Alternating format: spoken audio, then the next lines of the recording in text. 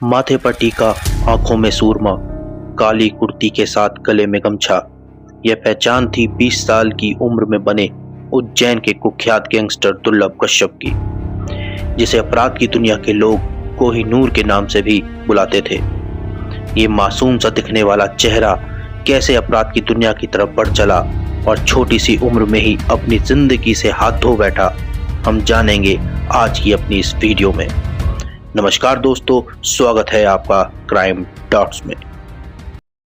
8 नवंबर 2000 को उज्जैन में जीवांजीगंज के अब्दालपुरा में रहने वाले मनोज कश्यप और पद्मा कश्यप के घर एक बच्चे का जन्म होता है।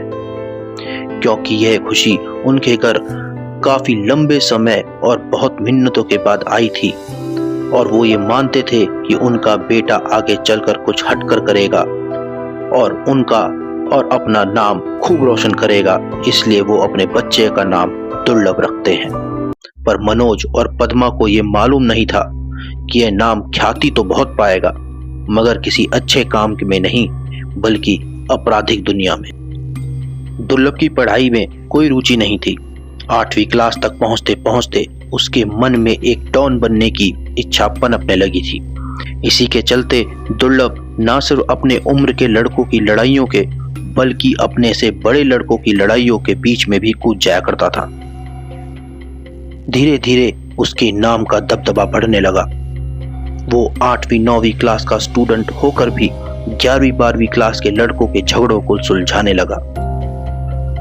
12वीं क्लास तक पहुंचते पहुंचते वो स्कूल का डॉन बन गया और उसके नाम की गूंज आसपास के इलाकों में फैलने लगी और कुछ कुख्यात अपराधियों के कान तक भी पहुंच गई।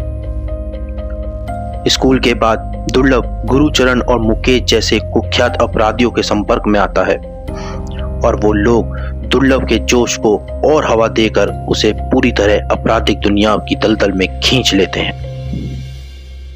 16 साल की उम्र में दुर्लभ अपने स्कूल के दोस्तों के साथ मिलकर एक गैंग बनाता है और मारपीट, उगाही, लूटपाट जैसी वारदातों को अंजाम देने लगता है। दुर्लभ ने अपने गैंग के प्रचार और प्रसार के लिए सोशल मीडिया का यूज किया। न कि सिर्फ उज्जैन के बल्कि उज्जैन के बाहर के लड़के भी दुर्लभ के स्टाइल और पोस्ट से प्रभावित होकर उसके गैंग में शामिल होने लगे और धीरे धीरे दुर्लभ कश्यप का गैंग बढ़ने लगा। दुर्लभ कश्यप के गैंग का एक ड्रेस कोड भी था, जिसमें माथे पर टीका, काला कुर्ता और गले में गमछा पहनना हर सदस्य के लिए जरूरी था। दुर्लभ कश्यप के गैंग के कुछ रूल भी थे, जिसमें से एक था कि गैंग का कोई भी लड़का किसी भी लड़की के साथ कोई बदतमीजी या छेड़खानी नहीं कर सकता था। दूसरा, जब भी गैंग किसी अपराध के लिए निकलता था तो किसी को भी किसी भी तरह का नशा करने की अनुमति नहीं थी। और तीसरा, काम से पहले महाकाल की पूजा जरूरी थी। दुर्लभ कश्यप अपने FB अकाउंट पर अपने आप को कुख्यात बदमाश, कातिल और अपराधी लिखता था और साथ में उसके स्टेटस में एक लाइन था कि कोई वाद विवाद होने पर हमसे संपर्क करें। हालांकि अभी उसका ऑफिशियल अकाउंट किसी भी सोशल मीडिया पर मौजूद नहीं है।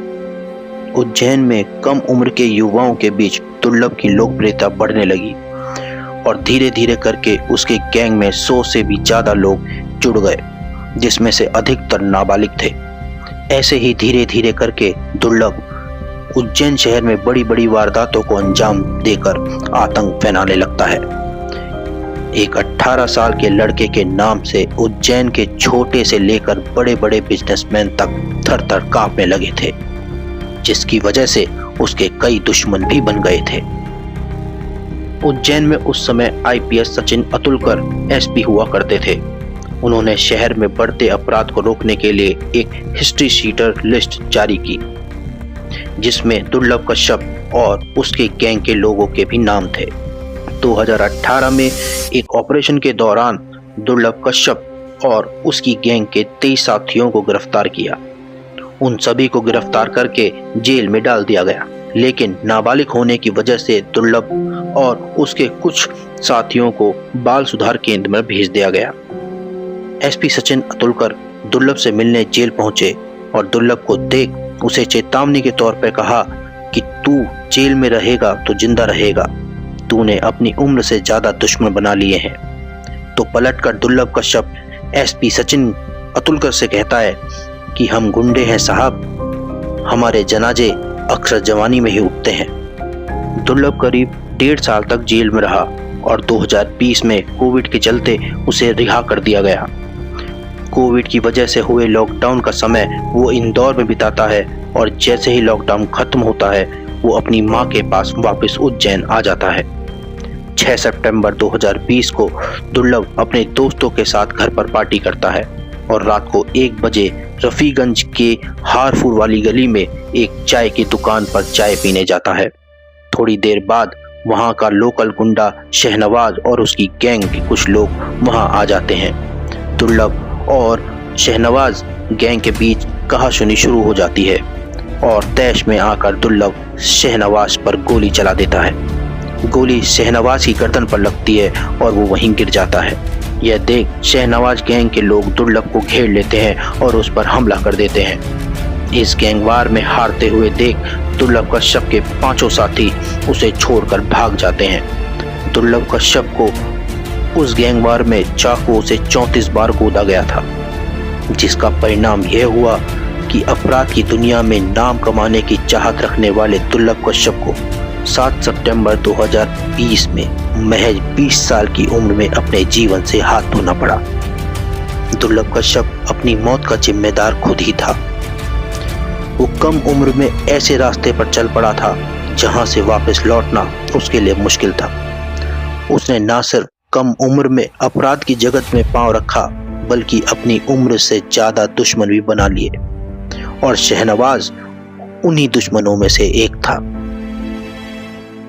दुर्लभ कश्यप की मां अपने इकलौते बेटे की मौत का सदमा बर्दाश्त नहीं कर पाई और 7 महीने बाद उनका भी देहांत हो गया। क्राइम डॉट्स की टीम आप सभी माता पिताओं से यह अनुरोध करती है कि आप सभी लोग अपने बच्चों को थोड़ा टाइम दें, उनके साथ बैठें, बात करें, उनसे उनकी मन की बात जानें और उन्हें अपने मन की बात बताएं। उन्हें अच्छे संस्कार दें और उनकी हर एक एक्टिविटी को क्लोजली मॉनिटर करें। जरूरत पड़ने पर उनकी काउंसलिंग करें, क्योंकि हम नहीं चाहते कि कोई और माँ अपने बेटे के वियोग में तड़प तड़प कर अपने प्राण त्याग दे। आशा करते हैं कि आपको हमारा वीडियो जरूर पसंद आया होगा। प्लीज़ हमारे चैनल को सब्सक्राइब करना ना भूलें और लाइक, शेयर और कमेंट भी जरूर करें। धन्यवाद।